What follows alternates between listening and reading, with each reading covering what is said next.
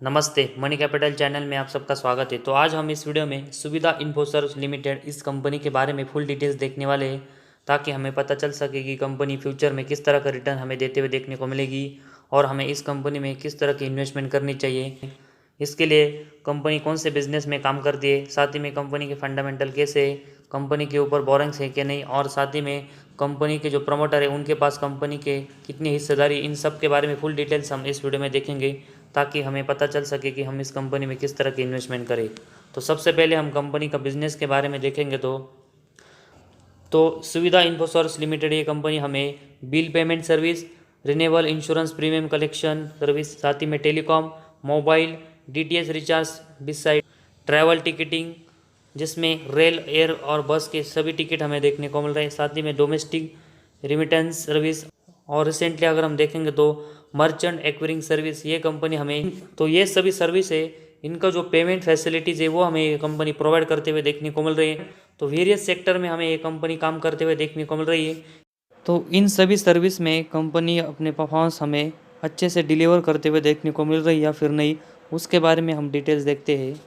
इसके बाद कंपनी की लेटेस्ट इन्फॉर्मेशन देखने के लिए, कंपनी इस क्वार्टर फोर में हमें किस तरह का परफॉर्मेंस कर रही है उसके बारे में देखने के लिए, मार्च 22 में कंपनी का जो नेट प्रॉफिट है उसके बारे में देखेंगे। तो ये हमें 1.34 करोड़ का नेट प्रॉफिट कंपनी का देखने को मिला है, जो कि क्वार्टर थ्री में कंपनी का नेट प्रॉफिट 51 लाख का था।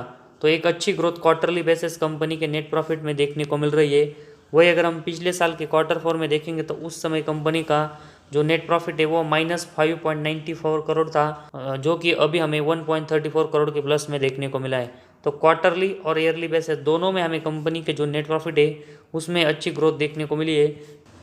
तो कंपनी हमें क्वार्टरली और ईयरली बेसिस दोनों में नेट प्रॉफिटेबल अच्छे से ग्रोथ करते हुए देखने को मिल रही है। लेकिन कंपनी का ये जो नेट प्रॉफिट हमें क्वार्टर थ्री और क्वार्टर फोर में देखने को मिला है, वो अदर इनकम कंपनी जो जनरेट कर रही है उसके एडिशन से हमें कंपनी का नेट प्रॉफिट प्लस में आते हुए देखने को मिला है। क्योंकि अगर हम मार्च 22 में सेल्स देखेंगे तो यह हमें एक्सपेंस के कंपेरेटिवली कम देखने को मिला, और उसी वजह से ऑपरेटिंग प्रॉफिट हमें माइनस में देखने को मिला है। और उसके बावजूद अगर हम देखेंगे तो मार्च 22 में कंपनी हमें प्रॉफिटेबल देखने को मिली है। उसका सबसे बड़ा अगर हम रीज़न देखेंगे तो कंपनी हमें अदर इनकम 6.43 करोड़ का करते हुए देखने को मिली, इस वजह से कंपनी हमें नेट प्रॉफिट में प्लस में आते हुए देखने को मिली है। तो कंपनी का जो नेट प्रॉफिट हमें क्वार्टर थ्री और क्वार्टर फोर में गेन होते हुए देखने को मिला है, ये कंपनी के अदर इनकम की वजह से हमें होते हुए देखने को मिला है।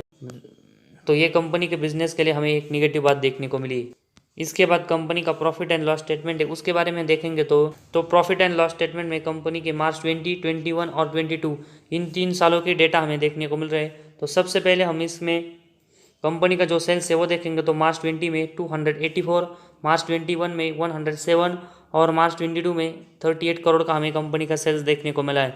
तो कंपनी का जो सेल्स है उसमें हमें पिछले 3 साल में कंटिन्यूस डाउनफॉल होते हुए देखने को मिला है, जो कि एक नेगेटिव बात है। और इसी वजह से कंपनी के बाकी के परफॉर्मेंस है उसमें भी हमें कंपनी के परफॉर्मेंस थोड़े गिरते हुए देखने को मिल सकते हैं।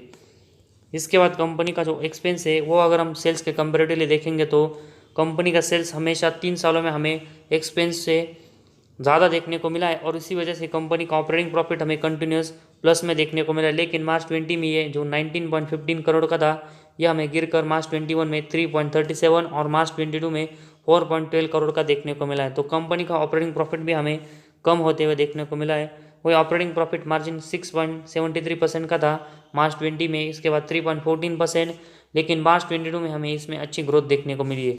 तो कंपनी जो मार्च 22 में ऑपरेटिंग प्रॉफिट मार्जिन में ग्रोथ कर रही है वो कंपनी को कंटिन्यूस आने वाले साल में करनी पड़ेगी, तभी हमें कंपनी के बिजनेस के लिए एक अच्छी बात होते हुए देखने को मिलेगी। इसके बाद कंपनी का नेट प्रॉफिट अगर हम देखेंगे तो मार्च 20 में 2.24 करोड़ का कंपनी का नेट प्रॉफिट था, जो कि मार्च 21 में हमें -4 करोड़ और मार्च 22 में -2 करोड़ का नेट प्रॉफिट, -2 करोड़ का कंपनी का लॉस देखने को मिला है। तो कंपनी का जो नेट प्रॉफिट है वो भी हमें कंटिन्यूस खराब होते हुए देखने को मिला, जो कि ये भी निगेटिव बात हमें देखने को मिली है।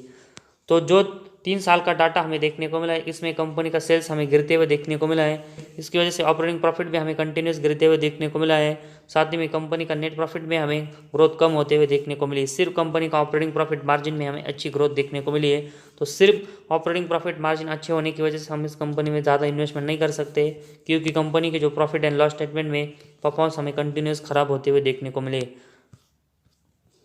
इसके बाद बैलेंस शीट के बारे में अगर हम इंफॉर्मेशन देखेंगे तो कंपनी का जो रिजर्व है वो अगर हम देखेंगे तो मार्च 22 में 51.46 करोड़ का हमें देखने को मिला है, जो कि मार्च 20 में 146 करोड़ का था। तो कंपनी का जो रिजर्व है वो भी हमें कंटिन्यूस खराब होते हुए देखने को मिले।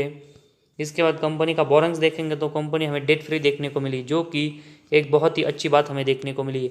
तो कंपनी जो डेट फ्री है अभी के लिए अगर हम देखेंगे तो कंपनी को कोई इंटरेस्ट रेट चुकाना नहीं पड़ता, तो इसी वजह से कंपनी के नेट प्रॉफिट पर ये कोई इम्पैक्ट आते हुए देखने को नहीं मिलेगा। तो ऐसे में कंपनी हमें अच्छा सेल्स आने वाले साल में बढ़ाते हुए देखने को मिलती है और उसके कंपेरेटिवली सिर्फ एक्सपेंस कंट्रोल में करते हुए देखने को मिलती है।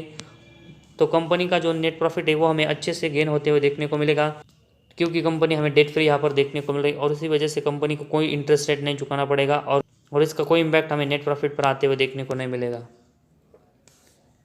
इसके बाद कैश फ्लोज के बारे में अगर हम इंफॉर्मेशन देखेंगे तो कंपनी का नेट कैश फ्लो हमें मार्च 22 में 97 लाख का देखने को मिला है, जो कि मार्च 21 में -2.54 करोड़ का था और मार्च 20 में -2.73 करोड़ का था। तो कंपनी का जो नेट कैश फ्लो है उसमें हमें थोड़ी सी ग्रोथ यहाँ पर कंपनी करते हुए देखने को मिली, जो कि कंपनी के बिजनेस के लिए एक पॉजिटिव पॉइंट देखने को मिला है।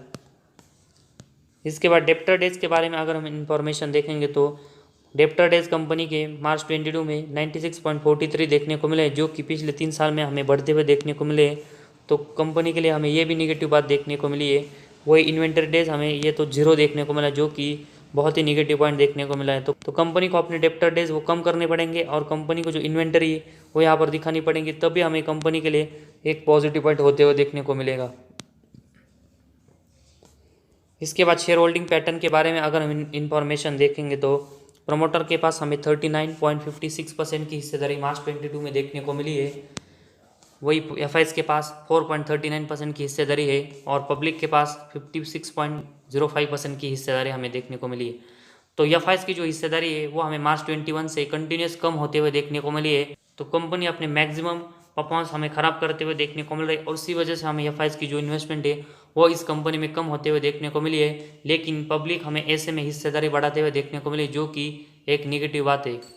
तो जिस तरह कंपनी के अभी हमने परफॉर्मेंस देखे, इसमें कंपनी के क्वार्टर 4 रिजल्ट में कंपनी हमें ज़रूर क्वार्टरली और ईयरली बेसिस अच्छा परफॉर्मेंस करते हुए देखने को मिली है, लेकिन कंपनी का वो नेट प्रॉफिट हमें अदर इनकम से आते हुए देखने को मिला है। और उसी के साथ ही में अगर हम कंपनी के नेट प्रॉफिट देखेंगे तो उसमें कंपनी हमें पिछले 3 साल में कंटिन्यूस लॉस करते हुए देखने को मिली है, वही कंपनी के रिजर्व भी हमें कम होते हुए देखने को मिले और उसके साथ ही में अगर हम देखेंगे तो एफआईज की जो इन्वेस्टमेंट है वो भी कंपनी में कंटिन्यूस कम हो रही है। तो ऐसे में अभी हम इस कंपनी में ज़्यादा इन्वेस्टमेंट नहीं करेंगे।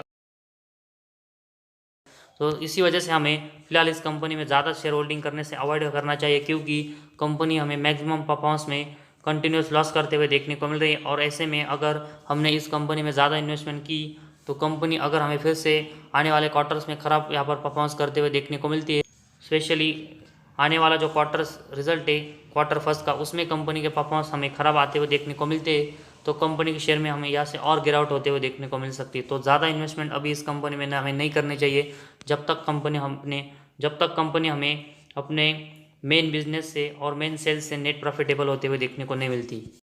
तो इस वीडियो में बस इतना ही। अगर आपको हमारा वीडियो पसंद आया तो इस चैनल को ज़रूर सब्सक्राइब कीजिए।